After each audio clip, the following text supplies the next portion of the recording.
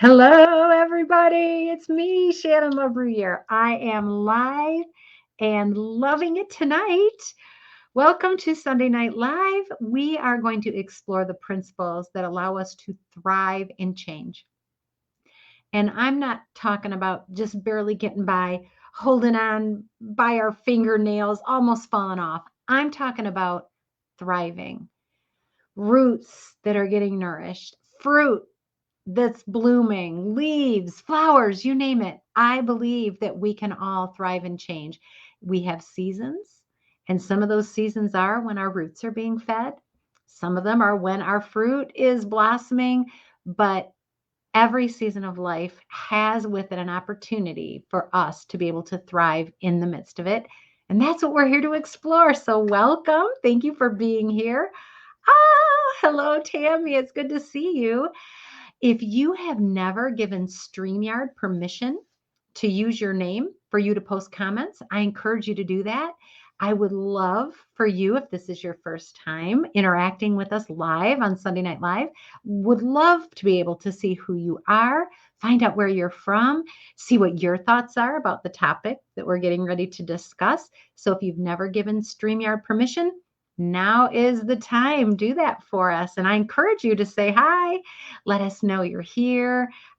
Let us extend our best to you as you interact with us and learn and grow. It's a great thing. All right. So tonight, our Thrive principle that we are going to explore is respect the now. I entitled this Sunday Night Live, Done is Better Than Perfect. And there is nothing that underscores that Thrive principle, respect the now, more than that idea of done is better than perfect. What do I have now? What do I need? What can I work with? What can I do this minute, this day, this week, this month, right? All right. So, respect the now is what we're going to be exploring. So, that'll be great. And for those of you who are coffee lovers, you can get the best coffee I've ever drunk. It's called Blue Lake, and it is from Thumb Roast Coffee. And you can actually order it online. You don't have to be here in Michigan to get it. You can order it online at thumbroastcoffee.com and get your 15% off by using the coupon code THRIVE, THRIVE, like Thrive and Change. And not only will you get great coffee, but you'll get it for a great price. And you'll get it delivered right to your mailbox, priority mail, which is near and dear to my heart as a former postal worker. So I encourage you to do that. Check out thumbroastcoffee.com and see what appeals to you. They've got different blends for different people. So if you know that you like Ethiopian coffee, they've got it. If you know you like Brazilian, they've got it. Check it out. You will not be sorry. All right. Oh, Pam, it's good to see you. Margaret, hi. Okay, so let's jump in and get started. You know, we are great at spotting excuses. When my kids were making excuses why they didn't do their homework, why their room wasn't cleaned, fill in the blank, why they didn't do whatever I wanted them to do, I could spot their excuses a mile away and I could bust those excuses. I wasn't buying that the dog ate my homework stuff. You should have put your paper somewhere where the dog couldn't get it, right? We are so great at spotting other people's excuses. Not so much when we're dealing with our own. I'll confess. I usually label my excuses as reasons. Um, I love I love the way John Maxwell describes excuses. He said, um, hold on, the excuses, the worst excuse, he says, the worst excuse is a good one. The worst excuse is a good one. Why? Because the good one is the one that we'll use to fill in the blank what we didn't do, right? It's the thing we lean on. It's the crutch we use. So we're going to not talk about excuses tonight. We're not going to talk about reasons. We're going to get to the heart of what thriving in change and respecting the now is really about. And it is about taking actions. So, one of the reasons, I'll use that term loosely, I've got the little air quotes going. One of the reasons that we use for not taking action, for not doing something is, I'm afraid I'll do it wrong. Has anybody else used that excuse before? Oh, I'd try it, but I'm afraid I'll do it wrong. If you have, give me the thumbs up, give me the heart. Let me know. Is that an excuse that you've ever used for not taking an action? I do it, but I'm afraid I do it wrong. Well, back in the day when my husband and I were first married, I used to always want him to hang up pictures. I wanted him to do it because I was afraid I would do it wrong. So I wanted to make sure that whatever nail got put in the wall got put in a stud, right? I wanted to make sure that if we had to sink a screw, that I used the right size drill bit. And I wanted him to do it. And he didn't do it when I wanted him to, right? I kept waiting for him, waiting for him, waiting for him. And finally, one day he just said to me, Shannon, I did it for the first time too. Everybody has to do something for the first time. So you might as well do it for the first time now. And if it doesn't work out, we'll fix it.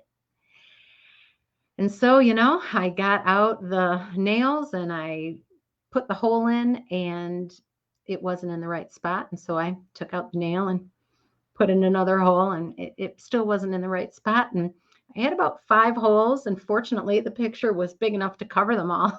But when my husband saw what he had done, or what I had done, he had to laugh. And I thank him for that. He said, yeah, I'm glad you did it. I didn't have to, he said. You learned. You'll do it better next time.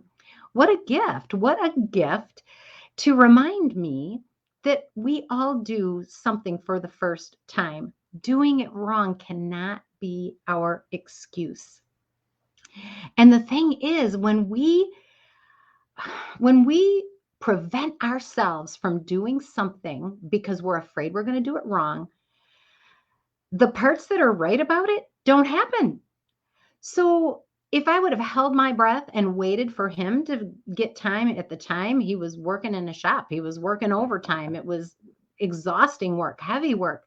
It wasn't reasonable to think that he was going to rush home and put my picture hanging on his priority list. And I'm not a nag, and that's the truth. I'm not. So for me to be able to have my picture hanging up, I had to take a risk there. I had to risk doing it wrong. And the truth is, I did. But eventually, done was better than perfect. I had 2 friends, dear women. They are dear women, both of them. And they are both very generous. They are both community minded. They are both very committed to helping others. And there was a fire in their community, a big fire. It was at an apartment complex, and it displaced a whole bunch of people. And so one of my friends gets on Facebook, sends everybody on her email list an email, texts us all and says, hey, we're taking up a collection for XYZ. You can bring all this stuff to this place. She had it all listed out. Do this. This is what they need. I talked with somebody there. Woman of action. She jumped in. And I got right away. I went around my house, picked up stuff. I got some food, hauled it all over there, dropped it off where she told me to drop it off. I had done something. It was great. And I moved on. The next day, I get a call from my other friend. And she says, did you hear what so-and-so's doing? She's taking up this collection, and she's asking for donations, and she's doing all that, and she's doing it all wrong. I said, what? She's doing it all wrong. That's not the way you're supposed to do it. That wasn't the way she was supposed to do it. But she got food and bedding and pajamas into the hands of people who needed it that fast. My other friend, not as comfortable with that at all. She wanted time. She wanted to plan. She wanted to make sure she was doing it right. Carol says, but she got it done. Yes, done was better than perfect. Done was better than perfect. And I'm just going to confess, I'm the person, my default is to want it to be perfect and to wait.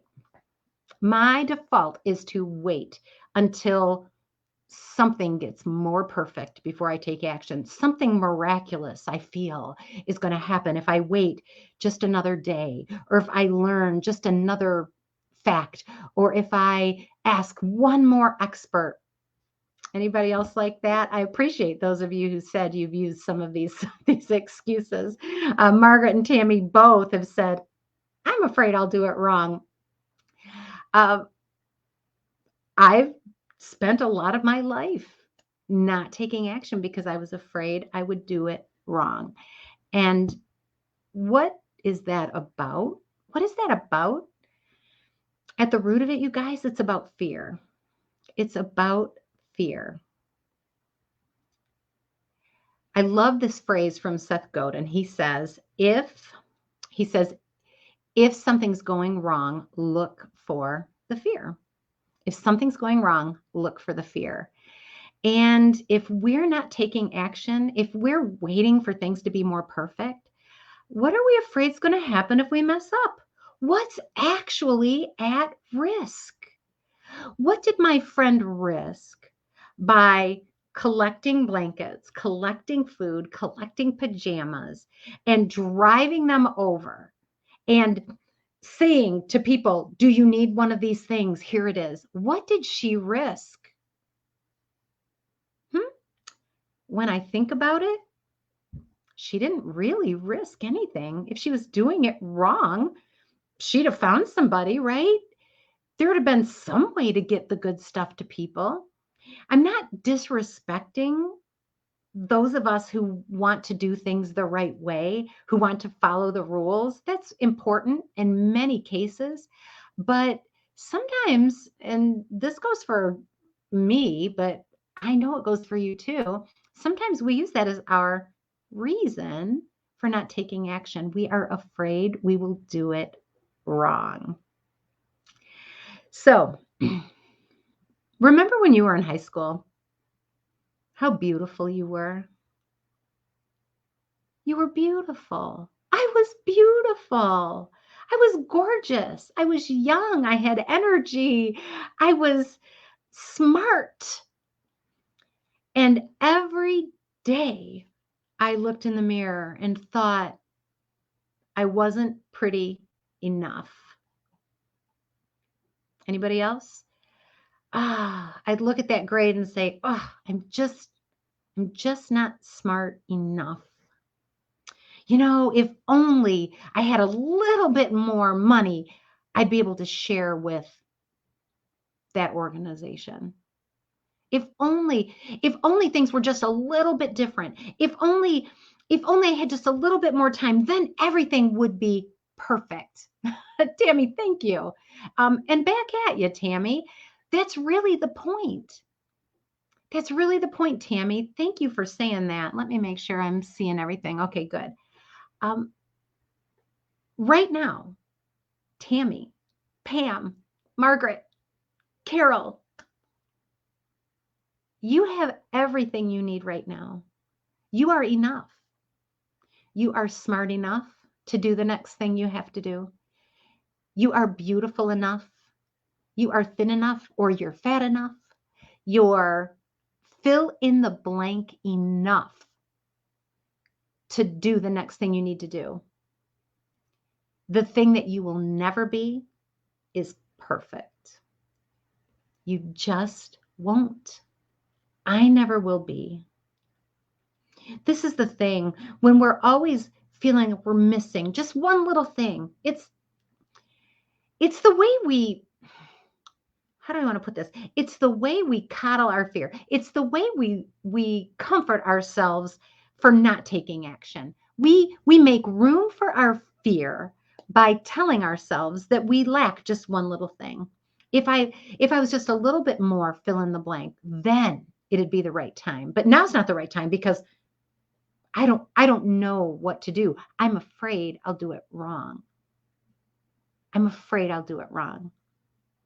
Some people never fill out that application to go take that college course because they're afraid they'll do it wrong. And they don't ever stop to consider what it costs them to worry about doing it wrong. Carol, you've got it. We have to do it afraid, don't we? Even when we know we're not going to be perfect, even though we are pretty sure that as soon as we drive that nail into that wall, it's probably going to be too far to the left. Even so, we have to do it. We have to take that step because the truth is, there are people who need what you have right now. It may not be life or death to them, but I'm here to tell you, sometimes you'd be surprised what is life or death to people. Sometimes you'd be surprised. Maybe you don't feel like the service you offer is a life or death service. Maybe you feel like what you sell isn't something that people have to have. But I'm here to tell you, I promise you, you have something that they need. You have a message they need to hear. You have a service that will help them. You have a product that will add value to their life, that will make it richer. And if you keep waiting for everything to be perfect, nothing will ever get done. That's just the way it goes. Years ago, I feel like God dropped a thought into my spirit. Don't know if that's ever happened to you. I just felt it. I just felt this thing. I felt this message, if you will. A thought came to my mind, and it was this: Shannon, you are a general, not a lieutenant. Lieutenants are always waiting for somebody to tell them what to do. And that's what I was doing. I was waiting for somebody else to tell me what I should do next with my life. I was waiting for somebody to show me, that's the door over there, Shannon. You'd be great at that. Go do that. And there's a time for that. There's a time for that. But there's not a lot of time for that. Done is better than perfect. You know, when I was in lieutenant mode, waiting for people to tell me what they thought I should do, waiting for people to tell me what I could do, waiting for them to tell me, this is what you're good at, so that's where you need to be. While I was doing that, there were people who needed what I had, and they weren't getting it because I was waiting for somebody else to decide. I needed them to validate my next step because I was afraid I was going to do it wrong. And if somebody else told me I should do it, well, obviously, they're smart, right? So I had a little bit of an insurance. But the problem with that is that those other people don't know what you know. They don't know what your purpose is. They don't know what all of your strengths are. I am grateful for every mentor, every manager, every executive who saw something in me and invited me or encouraged me to pursue something. And I encourage you to do that for people. That's something that you can do now. You don't have to wait till you're perfect. You can help people by encouraging them, and they'll take that. There's no right way or wrong way, I should say. You can't make a mistake when you're encouraging somebody. That's something we can do now, but we wait. Oh, I don't know if that's the perfect card for them. I don't know if that's the right gift. It might be the wrong size. I really thought they'd love it when I bought it. I knew a woman who was having a garage sale, and she had a table full of lovely, lovely things. And her husband asked her, what is all this stuff? I mean, this looks brand new. This is great stuff. She says, oh, well, I bought that present for so-and-so, but then I decided they probably wouldn't like it. And I bought that little trinket for so-and-so, but, I thought it was dumb. She had a table full of gifts that she never gave because she was afraid they weren't perfect. You have a table full of gifts. that God's given you, that you could use, that you could give, and fear prevents you from sharing that because you're afraid they are not perfect. Tammy says she's done that, and Kelly's like, amen. This is a powerful message. Yes, I have done that too, Tammy. I have done that too. Bought it or jotted it out or picked up that card and then never followed through because it didn't feel like it was perfect enough. And then I think of my friend who within an hour had begun collecting blankets and food and clothing and pajamas for a community that had been displaced by a fire, while others, including me, were thinking, "Oh, I don't know how to do that. I don't know what to do. I'm afraid I'll mess it up." Pam, yeah. Oh, you guys, it's getting me in the feels tonight. I'm going to read you something. Uh, it it spoke to me right after God dropped that thought into my head, that notion of I'm supposed to be a general of my life, not a lieutenant. I was listening to a podcast, and this is the story that the host told. He said, Mark Twain once told a story about a man who scoured the planet looking for the greatest general who ever lived. When the man was informed that the person he sought had already died and gone to heaven, he made a trip to the pearly gates to look for him. St. Peter pointed at a regular looking Joe. That isn't the greatest of all generals, protested the man. I knew that person when he lived on earth, and he was only a cobbler. I know that, said St. Peter. But if he had been a general, he would have been the greatest of them all.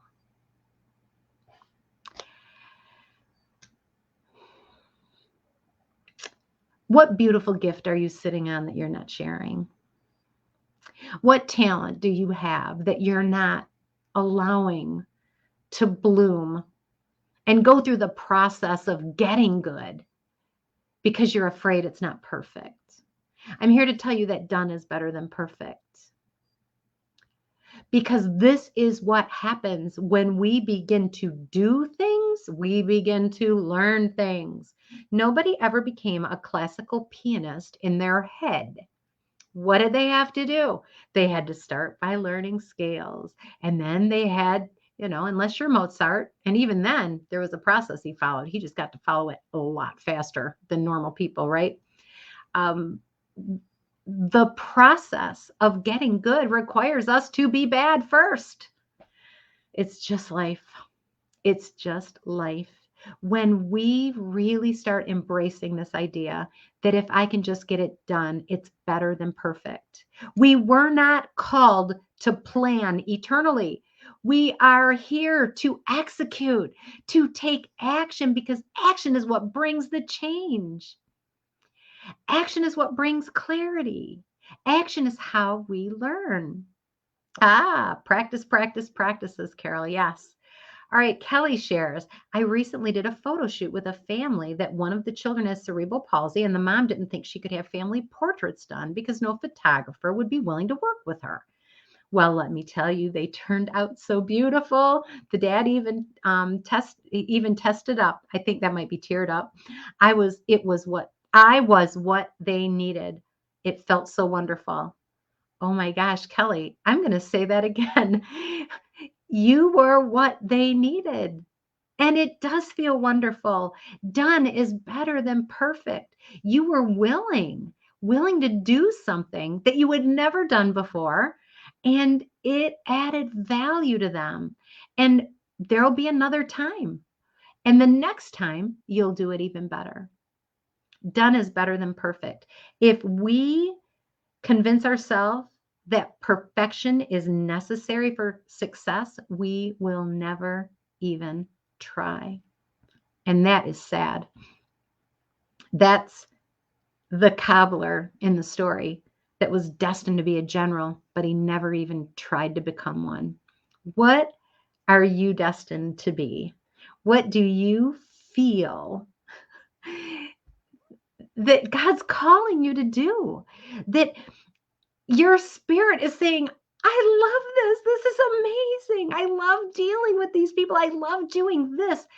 It can be so varied. There are some people who watch this who love, love, love to take photos, right, Kelly? There are others who love to help doctors' offices get their billing sorted so that they can spend their time focusing on their patients. There are others of us who love to coach people so that they can achieve their dreams. There are so many gifts and talents and abilities in this audience among us. And we have to resolve to do the next thing, that there is to do on that road to getting great. We will never be perfect. We will never be perfect. But we can, by taking action, get better. We can get better. And Kelly, isn't it the truth that you added value to that family?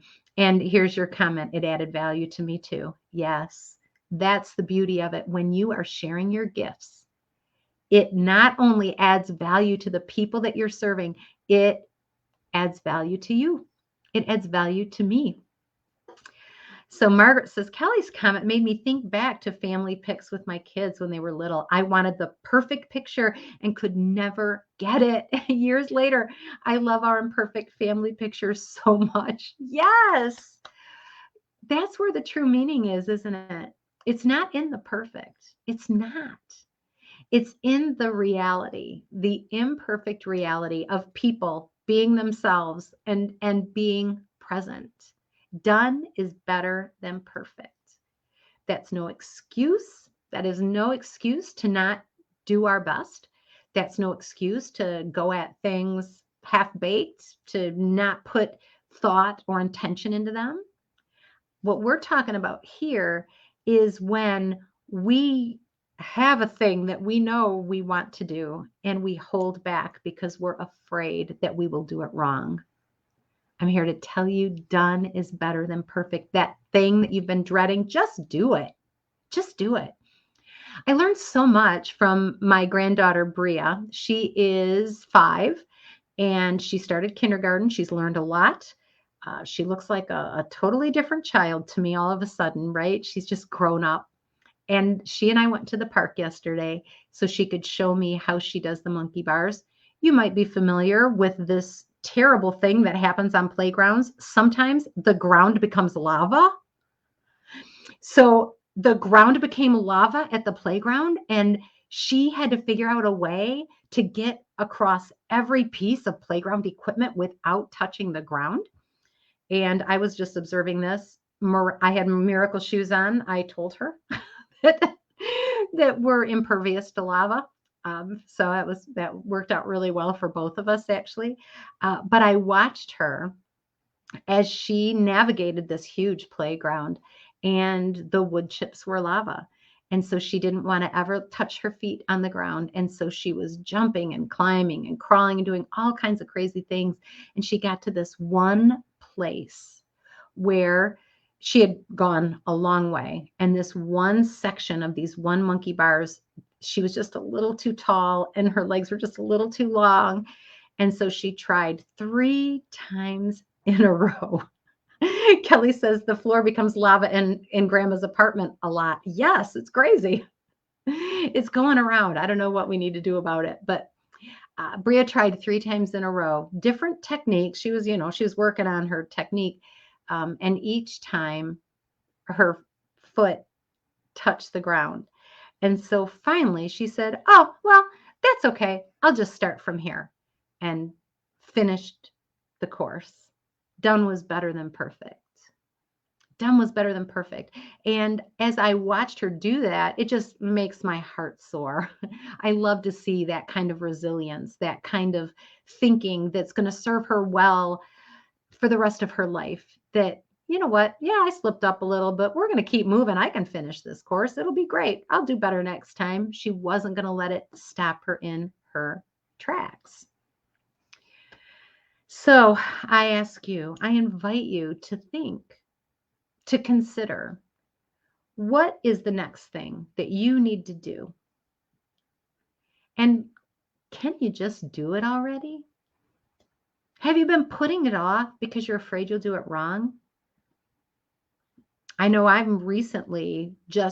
have come face to face with a project that I've had the tools in front of me to do for many months. And yet I didn't pick up those tools because I was afraid I was going to do it wrong. And the fact is, I have. I've picked up the tools and I've started and I've done some things wrong. And it turns out everybody's still here. The ambulance didn't come. The police didn't arrive. I fixed it. I went in and tweaked a little stuff on my computer and bam, much better. Now it's working. Whew. But I allowed myself to let the carrot of perfect just hang out there. And like, I can't reach it. So I didn't even want to try. Didn't even want to try. I encourage you, do the next thing. You don't have to be perfect to do the next thing. In fact, you can do the next thing and have it be totally terrible. You can do it totally wrong. Nothing's going to happen except for you're going to learn something. And then that beautiful, beautiful learning process from failure kicks in. We try something, it doesn't work. We reassess it and reapproach it. All right, what do I need to do next? What do I need to tweak? Everything we do allows us to get better if that's how we approach it. If we'll respect the now. It is what it is. This is what I've got to work with. This is what I can give. Bam, I'm going to give it. Oh, Kelly's quoting Yoda. Try not, do, or do not. There is no such thing as try, right? Just do or don't do. But set aside that I'm just gonna wait eternally. I'm just gonna wait forever till I feel like I can do it well. Truth is, you'll never do it well until you do it. You'll never do it well until you do it. I hope there's some comfort in that for you. I know there is for me. We are not alone. Every last person who's doing anything well started out not doing it well. They did not start out perfect. Nobody does. Knowing that, how can you shift into being the general in charge of your life instead of waiting for somebody to tell you you're good enough, strong enough, fast enough, smart enough? What if you just decided, I'm good enough to do the next thing? It might not be perfect, but I'm good enough to do the next thing. That's the way we grow. That's the way we thrive. What else have you got? Share with me before I go, before we sign off. I'm already at 7:33, so I'm a few minutes over. Oh, Kelly, I'm glad you've gotten something out of tonight. You are welcome. How are you guys doing? What is it that you are looking at and saying, oh, I know what to do next, but I'm just afraid I'm not going to do it perfectly? Try it. Try it and see. It will add value to somebody. It will add value to somebody. And then you'll get that experience like Kelly described. Felt wonderful to help them, but it also feels like they helped you. The beautiful, beautiful circle of generosity. Getting something done is better than getting it perfect. And the wonderful, wonderful thing is when we do that, trust the process. When we do that, it has the potential to get more perfect. Practice, practice, practice, Carol says. Yes. Practice, reflect, and then practice, right? What could I do differently? What would make that better? Practice, practice, practice. You don't have to be perfect to add value to people. You don't have to know that it will go off without a hitch to try. You can start helping, start growing, start following your dream right now, even if the next thing you need to do is something you've never done before. In fact, that's the best way to grow. You may not do it perfect, but you may not do it perfectly, but it will be done and you are one step closer to where you want to be. With that, take care. I love you all. Thank you for being here on Sunday Night Live. I look forward to seeing you again next week. Oh, Carol says I had to learn that I could not depend on others' opinions. Yeah, especially about decorating for a banquet. I did my best and I was happy. I know others can decorate better, but I had to learn that my best was good enough. Yes, my best is good enough. I love that. Yes. And worrying about other people's opinions, Carol, you would have been frozen. They weren't the ones doing it. That's the dilemma that we get ourselves in, right? It's our task in front of us for whatever reason that we're supposed to do. Maybe it was assigned. Maybe we volunteered. Maybe it's the task we assigned ourselves. We voluntold ourselves that we're going to be doing something starting tomorrow, right?